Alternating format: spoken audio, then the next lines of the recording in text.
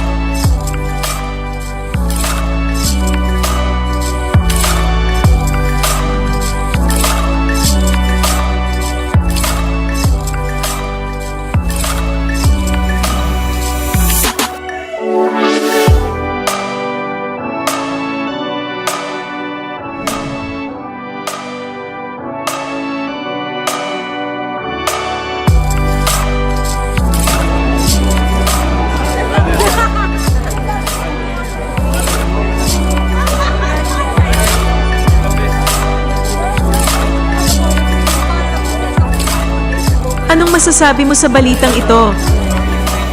Anong ganap sa mundo ng showbiz?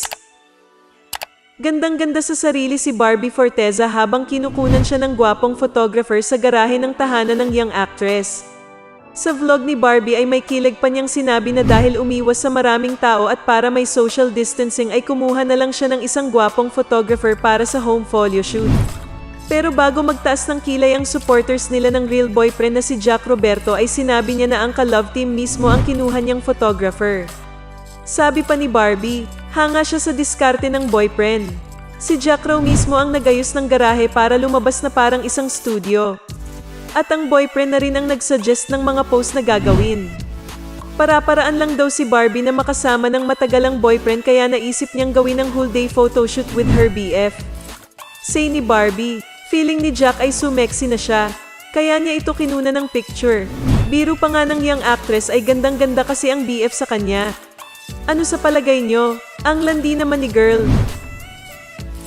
Shoutout nga pala sa mga iyaking viewers dyan. Welcome kayong umiyak sa comment section. Kung hindi ka pa nakasubscribe, ay huwag ka nang mag-subscribe at i-click mo na lang ang dislike. Anong ganap sa mundo ng showbiz? Hindi matanggap ng ibang Barda fans ang ending ng Maging Sino Ka Man. Oo nga at nag-kiss ang mga karakter ni na Barbie Forteza at David Lee Cauco pero fake naman. Kita kasi sa eksena na tinakpan ni David ng kanyang thumb ang lips ni Barbie sa kahumalik. At ang nahalikan ay ang kanyang thumb. Kaya ayon, nagpahayag ng disappointment ang ibang fans at hindi pa rin nakapag-move on at na-stuck sa eksenang yon. Kesyo na peke sila sa wedding scene na finale scene pa naman at kinantsawan pa si David na magaling mag-kiss ng thumb. Para sa iba, big disappointment si Barbie dahil dapat sa eksena ay may kiss sila ni David. Pero hindi nangyari, dapat daw kahit smack man lang ay meron. May nag-lecture pa kay Barbie na ang pagiging magaling na aktres ay hindi lang mahusay sa drama at magaling umiyak. Dapat gawin din kung ano ang eksena at nasa script at hindi naman masisira ang image niya dahil doon. May nagpaalala pa kay Barbie na nagkaroon na siya ng kissing scene kay Andre Parasdati. Bakit kay David, hindi siya pumayag magpahalik? Inisip na lang ng mga fans na ang boyfriend niyang si Jack Roberto ang rason kung bakit hindi nagpahalik si Barbie kay David. Baka raw iniwasan ni Barbie na magselos si Jack kahit sinabi naman na dati ng aktor na hindi siya nagsiselos sa love team ni na Barbie at David. Pero, kahit nadismaya ang Barda fans, marami pa rin ang nagustuhan ng ending ng MSKM at looking forward sila sa showing ng movie ni na Barbie at David na That Kind of Love at sa series na Pulang Araw na gagawin nila next year.